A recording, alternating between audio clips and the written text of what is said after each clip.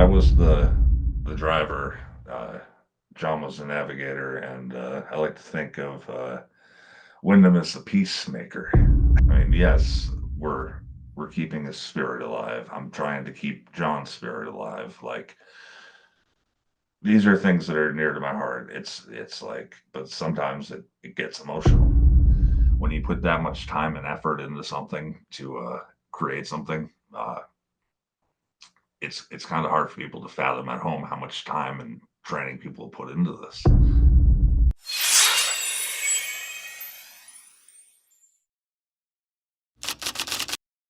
Well, thank you. We're joined by Erick Rowan today. John Rudd, how's it going? Not too bad. How about yourself? Yeah, good, thank you. Good. Looking forward to talking all things wrestling and anything else that we stumble across. How's it feeling? You're back back on TV. Is it looking forward to the future with everything that's going on? I mean, you always look forward to it. Obviously, there's a lot to explore. That I feel like it's just starting. I mean, that's kind of like the way it is with the fans. Get acclimated to the fans, figure out who people are, and kind of go from there. So, I feel like it's just starting. Good. And before we jump into more things wrestling, we just wanted to talk about a few things like card related because this interview is going on our card player site, so like it's like poker and casino side. So I just wanted a couple of fun questions to start things off. So if you had to build a wrestling themed poker table, who would you want to be playing around? Wrestling thing, poker table. Oh wow. I mean, I'm like trying to think of guys that could probably bluff. So I'm Yeah. thinking I'm thinking you put Jimmy Uso on one of those tables. Okay. I mean he'll lighten up the mood and he'll strike you. Um, who else we got on this table? I mean you probably put Seth Rollins to distract people. Yep. He's probably a shit card player, but uh, If we had one more to make it a 4-man table, or 4. four-man table. Uh, Man, probably put Larry, training Okay. staff. Yeah. Yeah. Yeah, Okay. he's kind of a card shark. Oh, okay. And who would be playing honestly in that game? And who would be definitely trying to cheat? Maybe Seth for the cheated, right? I think Larry's the honest one. Yeah. Takes everybody's money, and I think Seth probably tried to cheat. Mhm. I could probably agree with that. And is there anybody that you think could have the worst poker face in the locker room? Sami Zayn. Sami Zayn, yeah. Yeah. We're very good. Okay, that's a good one. And yeah, well, to jump straight into the wrestling, what first drew you into wrestling as a young man, child, and like, is there anybody that was an inspiration to you growing up?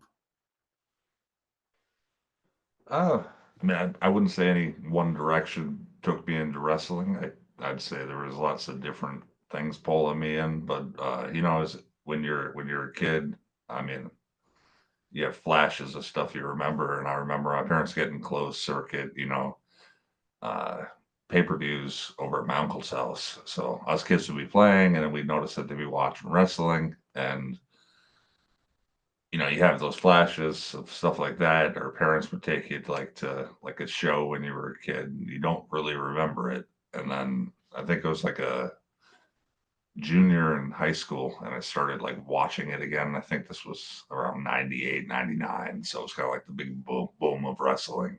Hmm.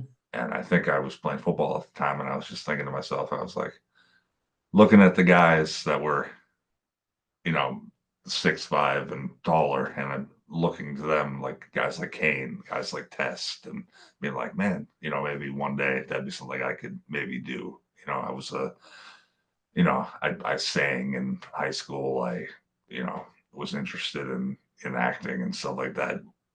But my football coach and my singing coach, they was clunked heads because you can't do both. Hmm. And I guess wrestling was kind of your chance to perform and do athletic competition. So I felt like that was a nice mend. So probably about 3 years later, I started, actually trying to train. So I just think it was kind of just an interest in the showmanship and the sport. Hmm. So would you say it was around high school, late high school, where you really knew that you wanted to be a wrestler when you grown up? I think I had an inkling that I wanted to do it, and then it wasn't until like my after my sophomore year of college that I was like, no, I want to pursue this. Hmm. And you was wrestling in Japan, wasn't you, in the early start of your career? You spent a bit of time, maybe a year or so, just over, in Japan. Yeah, I did one of those Harley race camps where Yeah. you invest, you spend money after you train, which was Okay. a funny concept for kids that don't have much money that are trying to struggle on the indies. It's like, how do you get in front of these people? How do you get in front of people from WWE, from Noah, like, and then Harley's camp was there. You pay a certain amount, you do his camp for the week, and you get to perform in front of these groups of people. And luckily for me, the Noah guy saw something in me and was able to go and live in the dojo, which people is kind of funny in this day and age. But yeah, for 3 months, I lived, trained, and worked the tours with Noah, and that was interesting. That Hmm. was culture shock at its finest. I was the only American at the dojo, so there. I mean, this was 2007, so like I didn't have a phone plan that worked over there. So lots of internet cafes, trying to keep in contact with people back home. Hmm. And how did wrestling in Japan shape your style or your mindset in the ring? Is there anything that you do now still that you learned from your days in Japanese wrestling?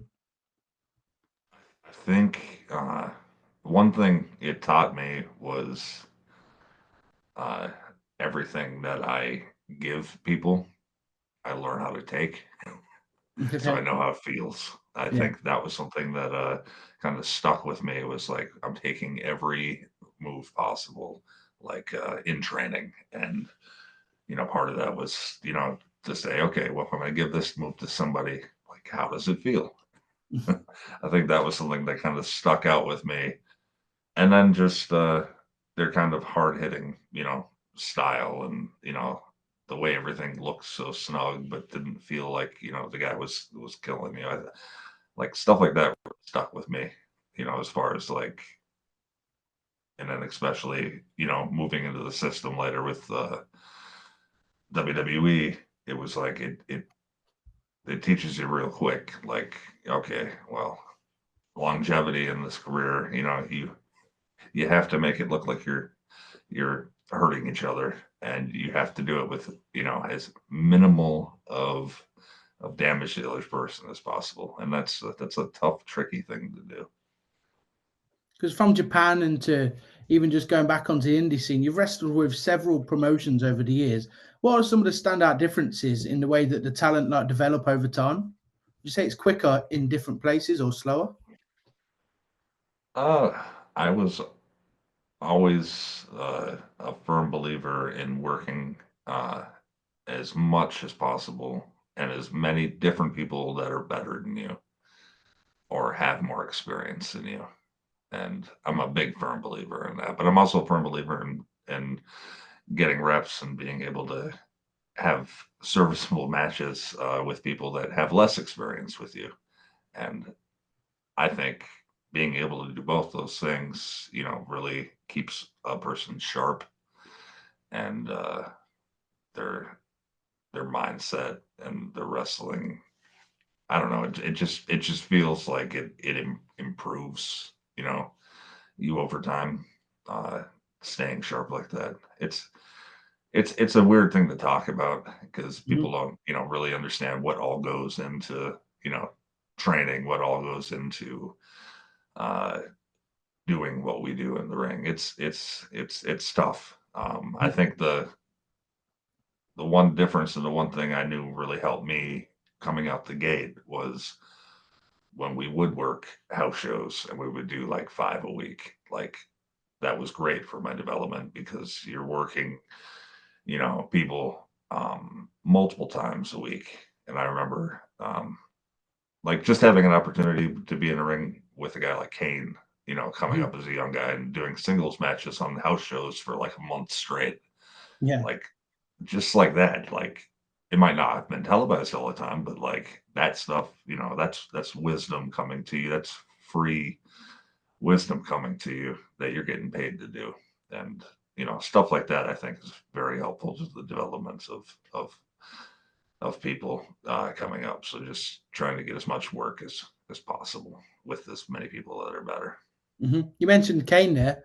Do you see yourself in Kane a bit, or see a bit of a resemblance in the way that your style is and the way that you fight and wrestle? I mean, I see it as that we're big dudes. We Yeah. do power moves, and we fly around a little bit. But you know, I always saw him as a guy that had some longevity in his career, and it wasn't until like the second half that people started, being able to hear from him. So I always think that was kind of a funny parallel that I like to think maybe I'm kind of going down where I can develop into somebody that's not just the quiet monster, but Mhm. obviously is somebody that has a little bit more depth to what's going on inside their head, which we all do. We just Yeah. need, a chance to show it. Mhm. Because you mentioned before when I asked you the question before that, you said it can be hard to explain how it is to like seeing yourself develop over the years. So what would you say is one common misconception about wrestlers or the wrestling business that you can clear up, like whether that's behind the scenes or in the ring or just development in general?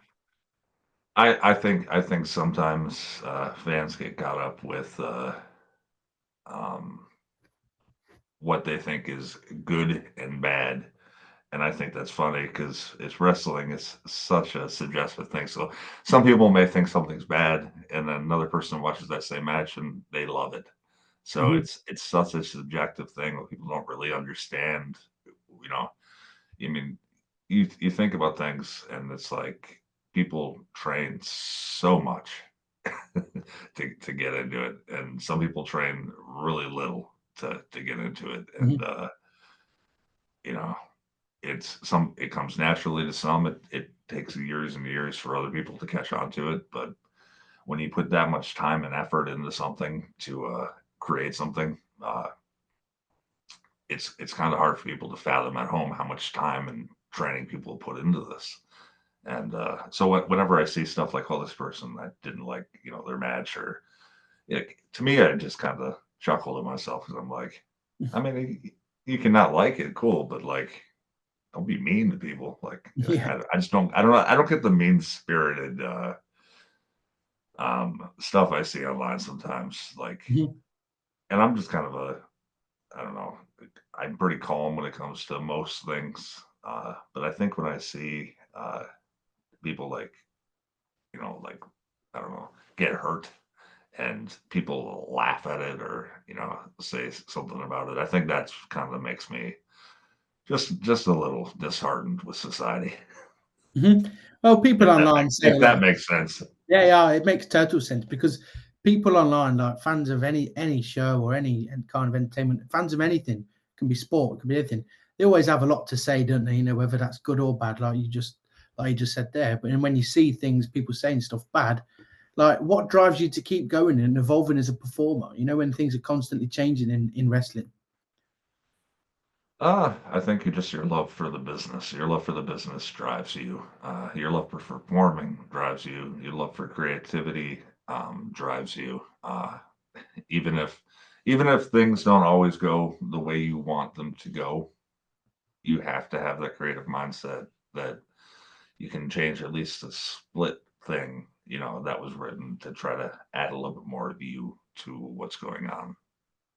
Hmm. You And said, I don't know if people understand this, but in wrestling, everyone just cannot grab the microphone and start talking about whatever they want. They actually have to live by the story of not necessarily a script, but an outline of where the show is going. I hmm, mean, yeah, unless you're working some local indie and you don't ever want to work for that promoter again, then you yeah, go off script and do whatever you want. But yeah, it's still a show, and you always. just. keeps you on your toes, and it keeps you always thinking about what can you do to make this better.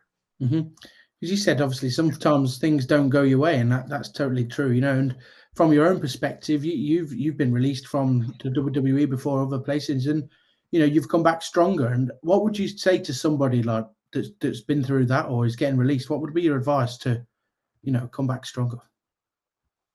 Uh, I mean, I always looked at it as, uh,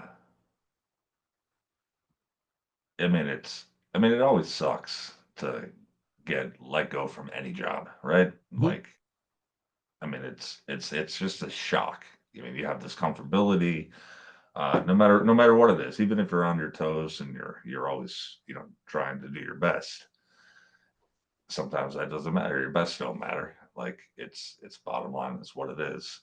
So you have to go out and you have to prove that you want this to yourself, not to anybody else. But you have to prove why you love this.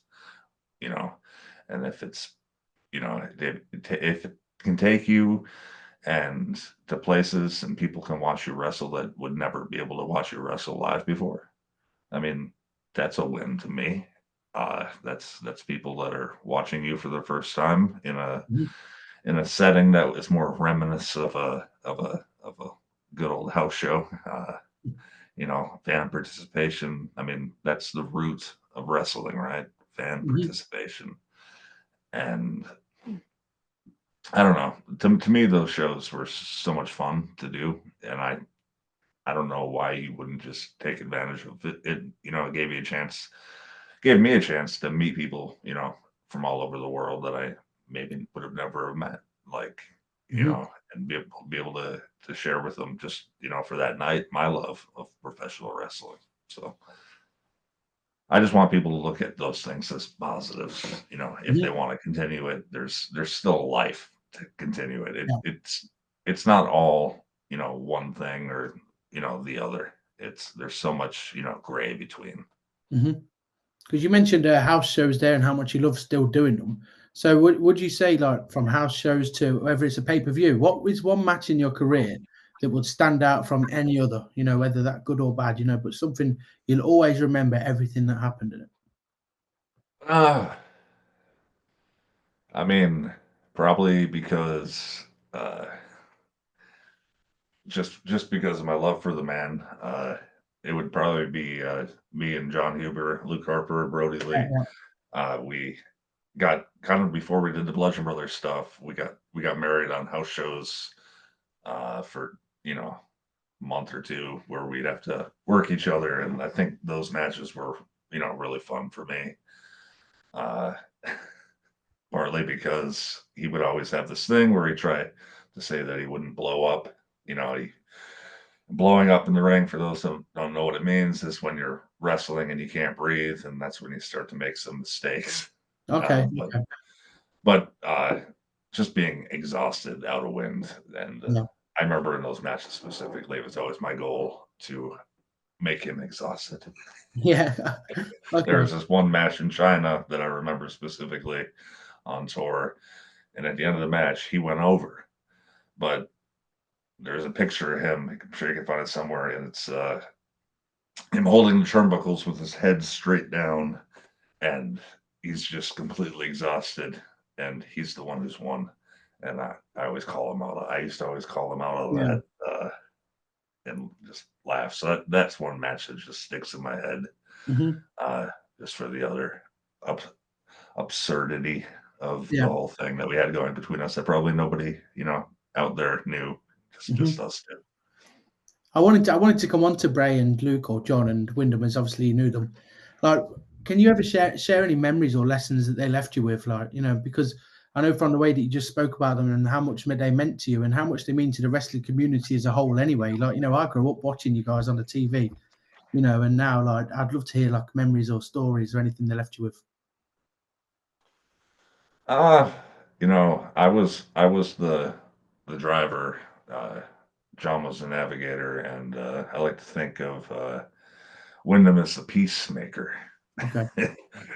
So when we would drive together early on, we were having to, share some rooms sometimes. I was a snorer, there's a lot of discontent for each other on some of those loops, and Wyndham would be the peacemaker of it all and make sure that we got along, Yeah, you which guys didn't fall out on the way.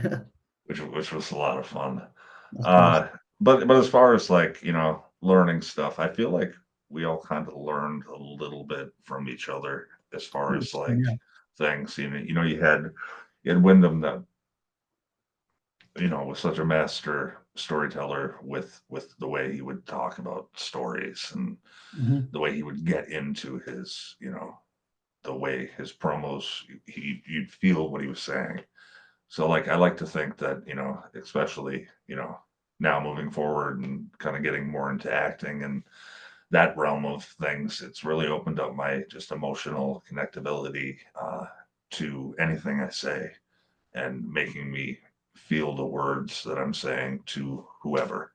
And, I'm eternally grateful for that stuff. And, you don't think about it at the time, but these are things that you pick up. And then, with John, I would watch some of the stuff and the way he would work seamlessly in the ring and move from how he would move from certain things he would do in the ring to other things he would do in the ring, kind of like the fluidity of things. And um, it really helped me try to pick up how to do that with my own style, where I can work like me, but be able to have those transitions that he would have. And uh, it's kind of hard to not get better around, guys like Mhm. that. You know, very hard. I can imagine. I mean, they were very talented, and I imagine, like you say, you learned a lot. And would you say that there's an honor of carrying the legacy of Bray Wyatt and his concept through wrestling with you now? I mean, I don't think it's like this enormous pressure. I mean, yes, we're keeping his spirit alive. I'm trying to keep John's spirit alive. Like these are things that are near to my heart. It's like, but sometimes it gets emotional. Like Mhm. you can't stop it. Like you're Of course. surrounded by it. I hear that song that Wyndham used to come out to, the Code Orange song. And Mhm. yeah, it's tough. Seeing the fireflies. It's Mhm. tough, but seeing all this stuff and being in there and seeing the fireflies and like knowing that this is like being in places that and you're looking around and they're not with you. I mean, that's a tough pill to swallow. Mhm. But then you slowly start to open your eyes and look around, and you got you know Nikki Cross, you got Dexter, you got Gacy, and then you got Taylor Bo, and Yeah. you open your eyes and you're like, okay, this is a family too. They've become a family to me, and it makes it easier, if that makes any sense. Mhm. Uh, Yeah, I can imagine. because I know I have people there that you know the people that are no longer here would probably smile that we're all brought together. Yeah. Initially, for them, but hopefully to prove something to within ourselves of what that message is. And that's these people have been thrown away in the eyes of Yeah. the fans in a story sense, but Mhm. in a real life sense. Like these people have been kind of forgotten about. These people Yeah. have been if you really want to go deeper into it, these people have been there's been negativity spread about these people individually, not Okay. necessarily now within whatever the realm of whatever is going on with the group, but there's been negativity spread about each one of these people, online, Mhm. you know, and I don't think a lot of these people have had clear chances to showcase what their, strengths really are, like Mhm. in the company, Yeah. any company. And I think this is the chance for them to begin to show those strengths. Well, honoring something, that's pretty big and close to my heart. Yeah. And hopefully now that you guys can kick on and you can, like you just say, they can show the world what they are and what they're all about. Yes, but that takes time. Oh, of course, yeah. Now, I imagine it's been important for yourself to have a good relationship with Uncle Howdy, as they call him now, behind the scenes, with everything that went on. I imagine it's been tough for both of you working together now. All right, sorry. Can you repeat the question? I had to plug in the. I said, I imagine it's important for you and Uncle Howdy, or Taylor, is Taylor his real name, isn't it? To behind the scenes to have a strong relationship. I mean, yes, it is, and I feel like me and him weren't the closest before this happened. I think we've gotten a lot closer, and yeah, it's definitely there's some emotional days. Yeah. And for the best, not like a Mhm. bad thing, but like we kind of I think we can confide in each other about some issues, and yeah. Is there been any moments in your career where the wrestling's gave you a chance to grow or heal or anything since everything went down? I definitely uh, think it's healed a little bit because it's forced me to confront a lot of stuff. You can't hide No. in a wrestling ring. People chant what they want to chant. People Mhm. say what they want to say. So there's been really emotional times, especially when stuff was just happening and I was, on the indies, and I wasn't one to back out of commitments when bad things would happen. So Mhm. I would, honor my commitments, and definitely, led to some very emotional days, and even more emotional, like, because like usually you'd be the last match of the night, you get on the microphone, you talk a little bit, and you can't always hide your feelings when you got a live Mhm. mic. So What would you say it takes to build a really strong stable in wrestling nowadays? you know, and I'm not quite sure how to answer that question, Okay. because they they talk about what it takes to build a strong stable. I mean, it takes a lot of different things, timing, right opponents, right matches. Uh, it takes the characters being fleshed out so that people understand who these characters are, why they're together. So like it takes that storytelling element uh, to make everything happen. But I think that's right with everybody. That's right with what it takes to make a great singles wrestler, what it takes to make a great tag team. Uh, it's all those things. It's Mhm. it's the story. It's the character. It's putting that character in positions to be compelling, for fans to want to have their eyes on that person, want to see them on the screen because they don't know what's going to happen next in that story. I mean, that's kind of like 101 on any kind of character you want somebody to watch. It's like, okay, they're an interesting person. Mhm. Okay, they do interesting things. And okay, like they're working interesting people.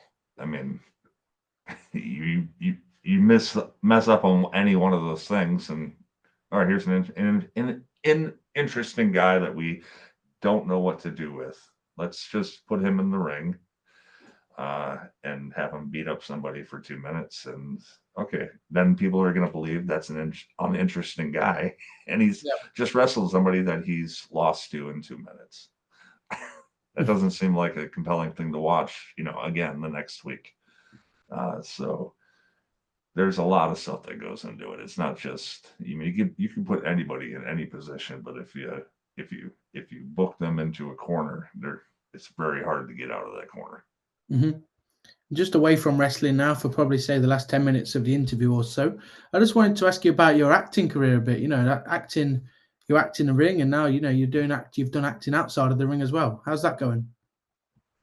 It goes lots of auditions that you can't really talk about because if you don't book it. If you don't book it, what's the point? But no, it's definitely a world that's fun when you're doing it.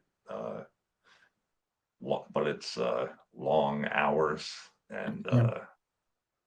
it's basically like paying your dues all over again. It's like, to me, that's fun because then your performance is what really matters. Nothing else matters except for your performance. And I think that is something that really draws me to acting, is like, oh wait, like I can prep, I can prepare, I can become this character that's so far away from, you know, from me as a person, and that's so far Mhm. away from Erick Rowan as a person. Like, I love that. I mean, because if you play, I mean, Erick Rowan, Eric Redbeard, like, that character is the same person. Yeah. And how many years you play the same character, like, it gets, I mean, I wouldn't say old or stale because you're always doing different things, but it's like, it's fun to get out and play these different characters and like dive into their lives. And to me, it's like tapping into emotions that I feel like I've never had. It's Okay. like, I think on my one of these earlier roles, I did a small film called Ghosts of the Ozarks, and in that film, I had never experienced loss because this was, well, John was still alive, so I hadn't really Mhm. experienced the loss. And the Yeah. character that I played, William, he experienced loss in the film, Okay. and that was something that was very hard to tap into because I had never experienced it. And me and my acting coach, I went through some things, and then when it came time for set, I broke down in a way that I hadn't broke down since, you know, John died. Yeah. So like, for me to experience all those emotions without actually experiencing any loss at that point, and then experience the loss and feeling the emotion, that's a crazy thing to get yourself to, like, Okay. in my head. And Hmm. I think after that, I just really got hooked that you can manipulate your own emotions and your own way of thinking to actually feel that. Like, I remember I filmed that scene, and usually you do take after take after take, but after the first take, I couldn't calm myself back down. Yeah. So I had to calm myself back down just to go do it again. And that Okay. was tough. That was very tough, but it was very rewarding, you know? So like, just stuff like that Mhm. is stuff that's just so cool to me when it comes to acting. Just kind of like the way you can grab upon your emotions Mhm. on a dime, and you're feeling it, so it's not faked. Yeah, yeah, that's really interesting to hear that side of things. From an actor's perspective. And would you say you have any long-term aspirations in TV or film, Hollywood, even? I mean, people always say Hollywood. It's like, I mean, does anything even filmed in Hollywood anymore? Probably not. Just didn't know. Fiction. But no, I mean, obviously, I'd love to do that kind of stuff. I still have opportunities that, to do things. I've done a couple things this year that haven't really been announced yet, but I just love doing it. Like, it's fun to me. So to me, doing these auditions is, even if it's like a 3 pager, like, taking the time and the energy to do all that and not get paid for it. Like, why would I do that unless Mhm. it was something I wanted to do and I Yeah. aspired to do? So yeah, that's something that, I'm trying to do. But that's another thing where you put in the work. It's you, and to get noticed, you have to constantly put out good work. And Mhm. you know, I don't I don't think people, understand, like, literally how many auditions you might do in a year. You might do, 50, you might do 100, but like, people don't see that work uh, because that's all you, and that's the way it stays. Okay. If you could enter any fictional world, what would you choose and why? Any fictional world. Yeah, yeah. So, like, if you wanted to, do you want, I don't know, Walking Dead or something like that. I don't know. Family Guy, anything. I mean, it seems weird, but I like to walk in a world where, like, for a day, you can see the dead Okay, that's quite understandable. Yeah. Okay. and have conversations with those that have passed. Yeah. You know, you know, talk to my grandma, ask Mhm. her how she feels about how I've done for myself. Yeah. Just If he's stuff proud. like that. You know, Yeah. yeah. Okay. That's interesting. And what about your music? Have you written any songs recently? Been playing much on the guitar? So I haven't really written anything, but I have taken out the guitar, you know, and played a few songs. Learned some old stuff. I think the last thing I picked up, I played some John Prime. Like, uh, yeah, it's I'm getting to be that old guy that, like, every now and then picks up the old guitar, dusts off, you know, dusts it off, and tries Okay. to get myself through a song. But you know, I got a ways to go to get my calluses back. I've got to put Yeah. it down for a bit.